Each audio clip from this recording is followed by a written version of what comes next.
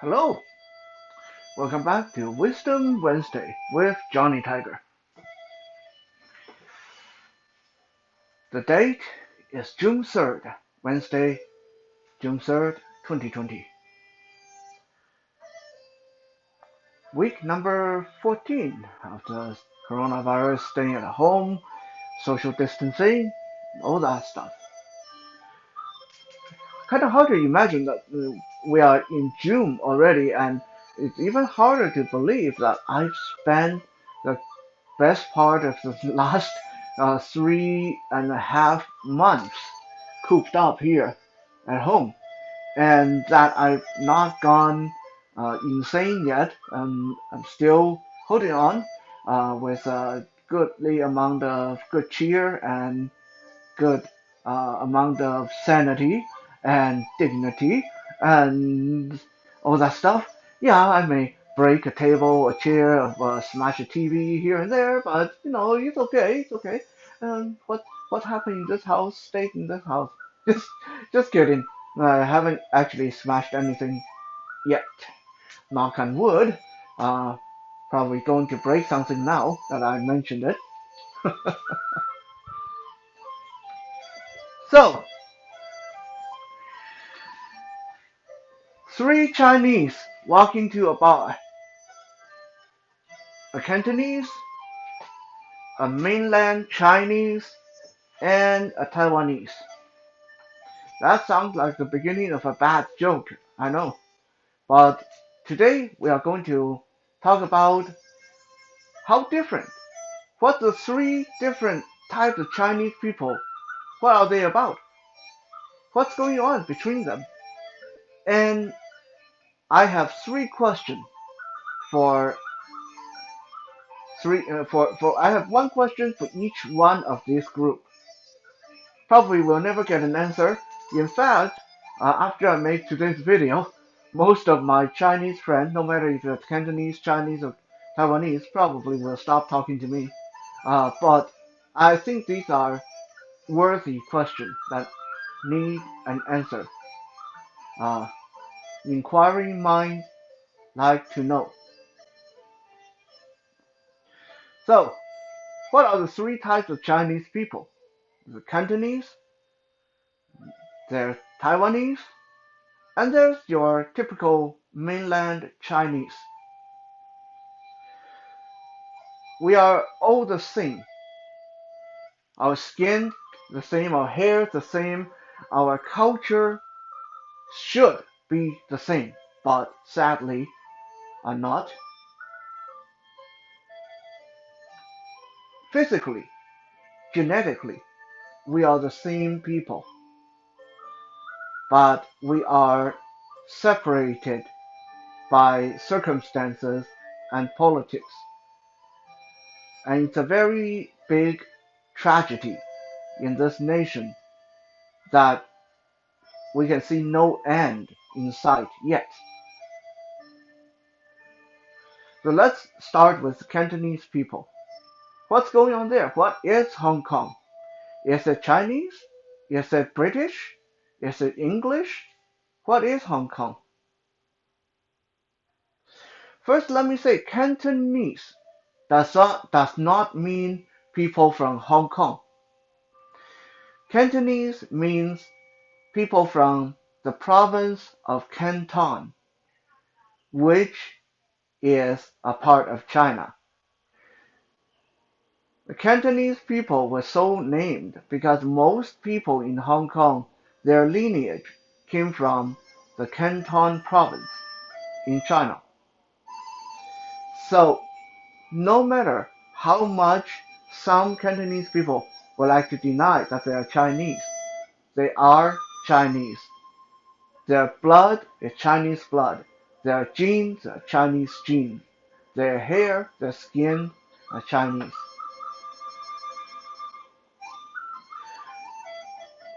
Back about 200, yeah, about 200 years ago, or 150 years ago. Those of you who know your history or have a quick access to Google can probably correct me on this. But back at the Opium War in China, when China was at its lowest point in Chinese history, when China got invaded by not just one, not just two, but eight countries all at once. It's like the United Nations just decided we are going to go beat up China while China is done. To appease these nations, China had to uh, agree to sign over a lot of properties to various nations. Taiwan got given to Japan. Hong Kong got given to the British. Maybe given is not the right word. Leased is more the right word. It was a treaty that Hong Kong would be signed over to Britain for them to do whatever they would like with until I believe it was 1997, fully 100 or so years after the fact that Hong Kong had to return to China. So as you can see, prior to being forced to sign the treaty, Cantonese people in Hong Kong, they were Chinese. Hong Kong never truly belonged to anyone else. Hong Kong always belonged to the Chinese. The fact that it was leased over to the British, taken by force, you can even say, is incidental. However, because a good 100 years or so have passed, so you end up with one or two generations of people born in Hong Kong who may not be up to date about this history because now the area was owned and run by the British. So people that were born during that time came to believe that they were not Chinese. Funny enough, even though they have to see themselves in the mirror every day, they were convinced that they were more white than Chinese. They believed that they were better than Chinese. They believed they were British. And then in 1997, when they were finally going to be reunited with their own people, rather than dancing around in glee or be happy that they were finally going home, Cantonese people felt that they were scared. They felt that they were going to an inferior system, an inferior nation. They felt that they were going to have all that they had taken away, everything was going to change, and the Chinese people were going to come in and take what they had, and they were going to lose everything. And as it turned out, they were wrong. China understood their fear, so the Chinese government promised Cantonese people in Hong Kong that things would not change for 50 years. They would ease them slowly back into the embrace of Chinese people. So what's going on now? Why is there protest and riots and stuff like that going on?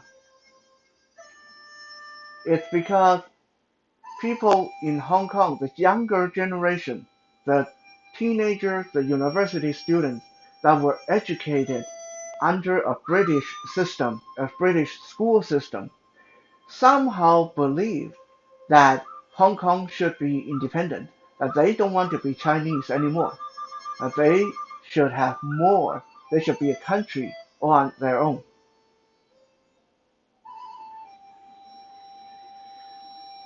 So that is basically what's happening. What is Hong Kong? What is Cantonese people in a nutshell? I obviously not going to go into full details about that because I can sit here and talk for the next 2 hours and we won't run out of topic. But that's basically Hong Kong in a nutshell. It was part of Chinese, it was given away, uh, taken by force, and then it was given back. And now people, young people there, who believe they should be white rather than Chinese, want it to be independent. They believe that Chinese government take too much liberty with Cantonese laws and their ruling system. So now come to my first question, which is directed at Cantonese people at Hong Kong. My question is, why now? Why now? Why didn't you guys protest and riot when you were ruled by someone who weren't even your own people? When British government were discriminating against your people, when they said that only British people could be police officers, when they said that only British people could be supreme judge, when the highest ranking member of the government were all filled by white people, why didn't you guys riot back then? How come you're rioting now that you're back with your own people? Is being ruled by your own people really that bad? I don't know. I honestly can't understand this. It baffles me. Okay, now we move on to Chinese people from the mainland and people from Taiwan. Growing up, I had a very skewed education. Growing up in Taiwan, I was taught that communists were evil. I was taught that one day my destiny was to grow up and go fight and kill as many communists in China as I could and help reclaim the country that was stolen from the Chinese Democrats, which is the Chinese government in Taiwan. I'm pretty sure my sentence there just confused a lot of people. So let me make this simple. There is in the last 100 years, there has been two Chinese governments. The Chinese Democrats, who supposedly, supposedly is a key word here, believed in democracy, and the Chinese Communists, who everybody seemed to want to say are evil. So that's what I was brought up to believe when I was going to school in Taiwan. I was taught that communists were evil. They stole China from the Democrats, and they kill people. They even ate little children. It's not until I was a teenager that I ran into a very enlightening teacher, and Mr. Chen one day was teaching me uh, helping me rehearse my history lesson for the upcoming exam. And Mr. Chen said, putting the book down on the table, he said to me, he said, you understand that most of these are false, right? Well, he didn't say false. He said a not nice word. I'm not going to repeat here. But he basically said, you know, all these are BS, right? I was rather shocked. What do you mean? Like, it's right there in the textbook. How can you tell me that it's not true? If it's not true, how can it be in the textbook? I was naive. I was 13 years old. What do you expect? And he said, so you think whatever is in the textbook is true? I said, well, I don't know. That's what I have to study. That's what they're going to ask me during the exam.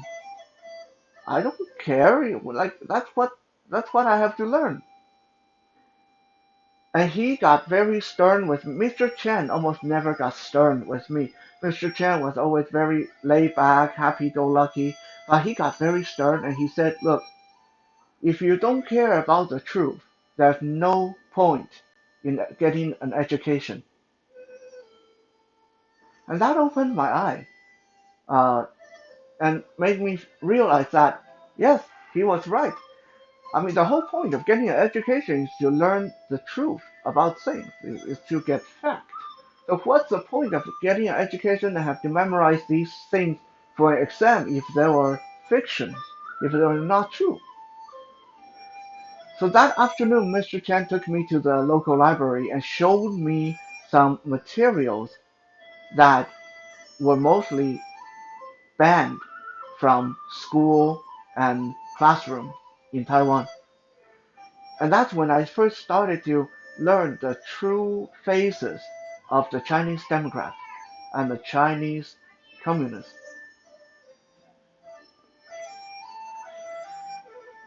About 100 years ago, the last imperial dynasty in China ended. The Chinese people were freed from the imperial system.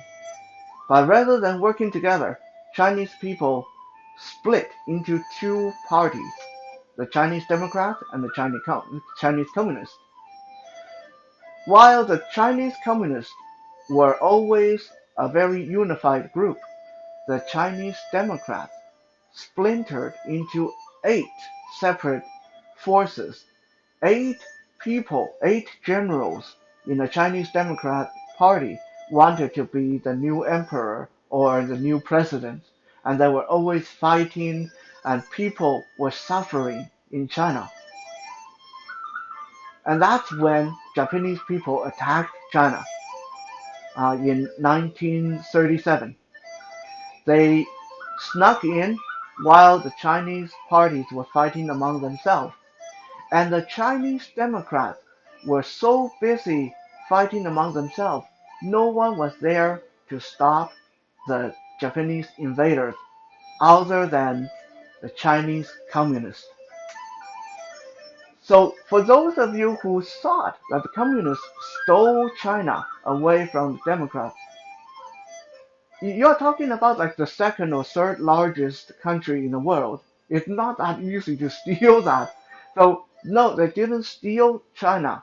They won the heart of the people of China because they were the only one there to defend the civilians from the Japanese, while the Chinese Democrats were supposed to be helping, but they didn't. Long story short, the Chinese Communists and Chinese Democrats made a deal with each other when the Japanese people invaded China. Chinese Democrats who was better armed, more wealthy, had better connection, they said to the Chinese Communists, you guys go forward, go north, and try to hold the line, try to stop the Japanese. We will organize your backup. We'll send you guns, we'll send you tanks, we'll send you technologies, we'll send you people to help you fight them. So the Chinese Communists went north and fought the Japanese for 8 long years. The Chinese Democrats didn't send them a single gun or a single soldier. While they were up north dealing with the Japanese, the Chinese Democrats worked behind the scene and took all the land and all the financial backings out from underneath the Chinese Communists. So the Chinese Communists, a lot of them, a lot of their soldiers, when they were fighting the Japanese, they only had like 5 bullets for each. Each soldier would only get given 5 bullets, a rifle and a bayonet, and so that means you better be really good at your shooting because at the most you can maybe kill 5 people and then you're down to having to charge a Japanese tank and Japanese machine gun with nothing but your rifle and bayonet. That's what happened there.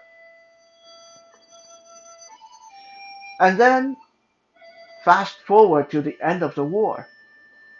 The war ended, the Japanese people retreated, the Japanese people surrendered because, well, the Hiroshima and all that stuff, we don't have to go into detail there. Um, so now everyone, all the civilians in China praised the Chinese communists, because without their sacrifice and their bravery, China wouldn't have been able to hold out for 8 years against Japanese. So this was when the tide shifted. Everyone loved the Communist Party. The Communist Party came home. They were war heroes. And guess what? They were really, really, really, really, really angry. So now they had people's support.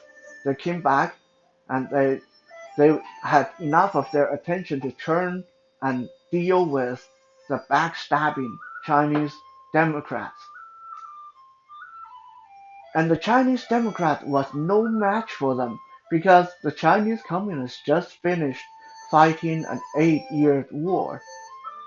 They could hold out against the Japanese for 8 years, while the Chinese Democrats were behind the scene and getting fat and getting rich and getting soft, while the Chinese Communists were at the front line, being tested, being killed, and being tried and getting a lot of experience in fighting.